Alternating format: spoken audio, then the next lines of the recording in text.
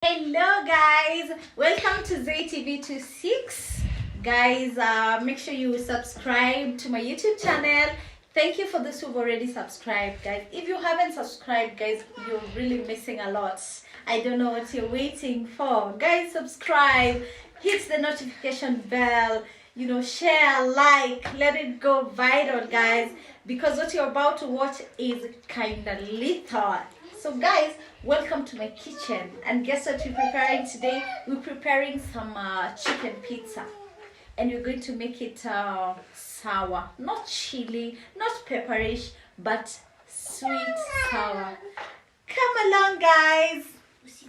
First step, add some sugar into a container of your choice. Then add some yeast. In my case, I used instant dry yeast and it worked perfectly. Then add some water. In my case, I used lukewarm water, and prior to its warming, I had added some sugar into it. So you stir the mixture until the sugar is completely dissolved and no particles of sugar should remain. So with the yeast is not cannot dissolve definitely, but that's not a problem. So the whitish substance you can see on the mixture is the yeast undissolved. So it's time to add the wheat flour. And let me insist that we do not have a particular brand of wheat flour that is recommended. You can use any wheat flour of your choice. In my case, I used if you're not sure of your measure, if you're not sure of your the quantity and all that, you can measure. You can use a weighing machine to measure the quantities. In my case, I just used like 3 serving spoons of wheat flour because I intend to serve. I had in mind the number of people I intended to serve the pizza, so I needed to make 2 pizzas, large size. So 3 serving spoons are just fine for me. So it's time to mix it up. I've added a pinch of salt too. Remember, in the beginning we added some sugar, so we need to neutralize it.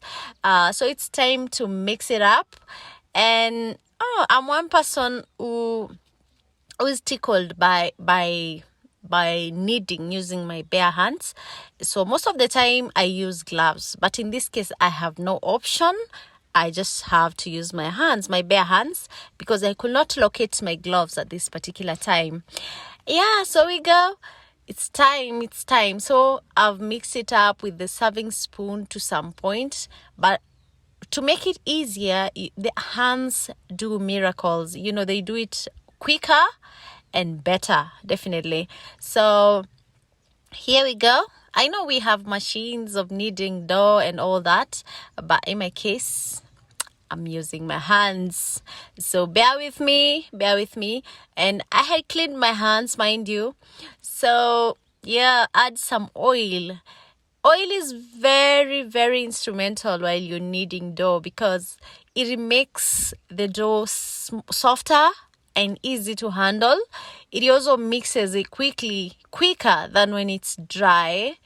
And again, remember, it also makes it sweeter, definitely. So a dry one won't be as good as one that has oil in it. So it's time to knead it. And in case you feel that your dough is hard, at least you can add some water or milk or whatever, a liquid, to make it softer.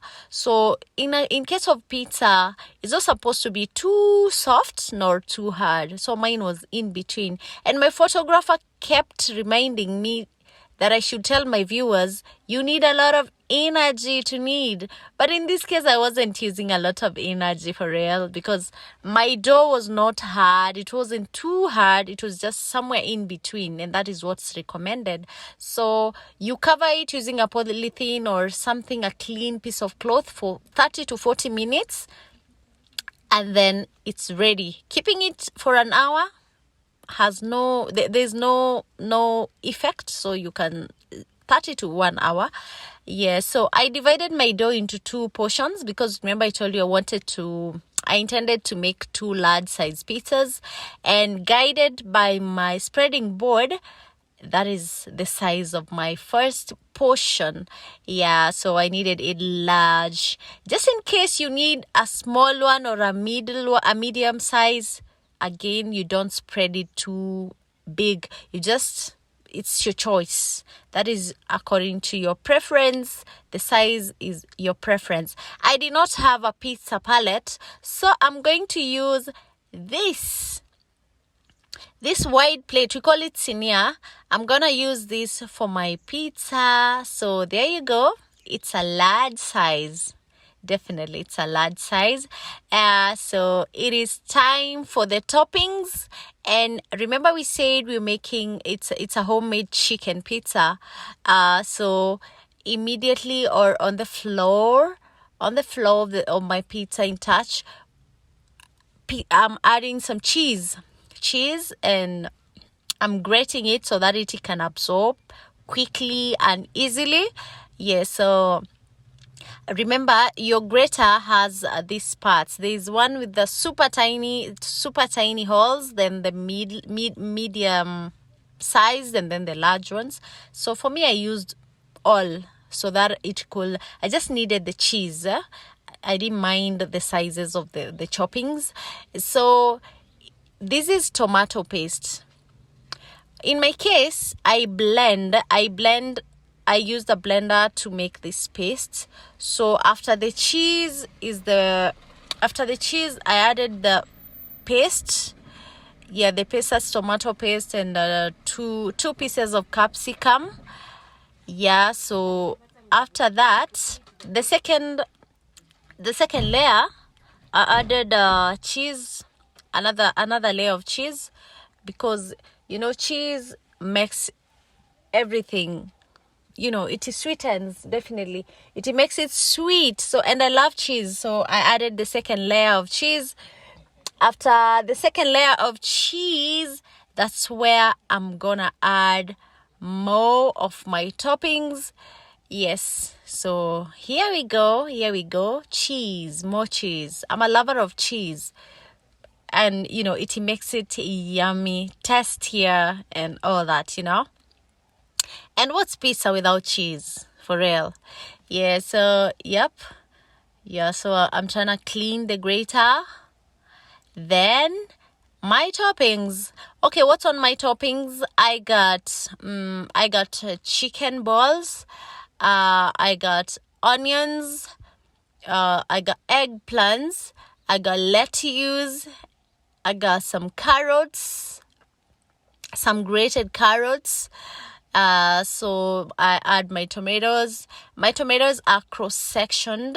I cross-sectioned like all of them, like 4 of them.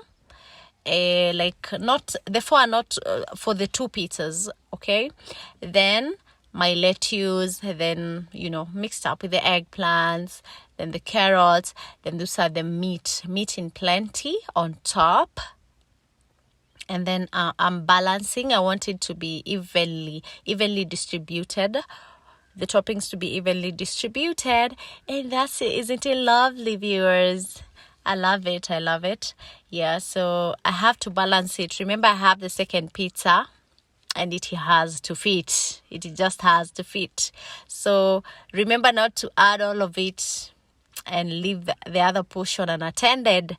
Yeah, so here we go. Yeah, more onions. Okay, the second portion. So the second portion, I used the same process as I did. The same process applies. And yeah, someone was asking about the meat. Someone was asking if uncooked meat can be used, and I find that unhealthy. It's advisable to always boil your meat and boil it well. Yeah, so you can actually use it just after boiling it. You don't need to wet fry it and all that. In my case, I boiled my chicken balls I boiled my chicken balls and then dipped it into, I wet fried it and dipped it into turmeric, some turmeric. Yep, that's why the color, they've attained the turmeric color.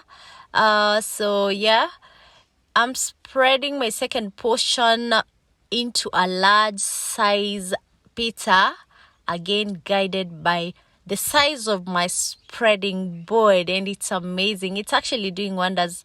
Yeah, some people will prefer to just spread it on tables and all that. It's fine. Yeah, so we are done with the second portion. Those are my pizzas are ready. They are ready. So it is time to place them in the oven. So I adjusted my temperature and the time. And my temperatures are quite high, 180 degrees, alafu 30 minutes. Yes, that was it. And these were the results, guys. Yummy. Thank you guys for watching. Follow for more, subscribe.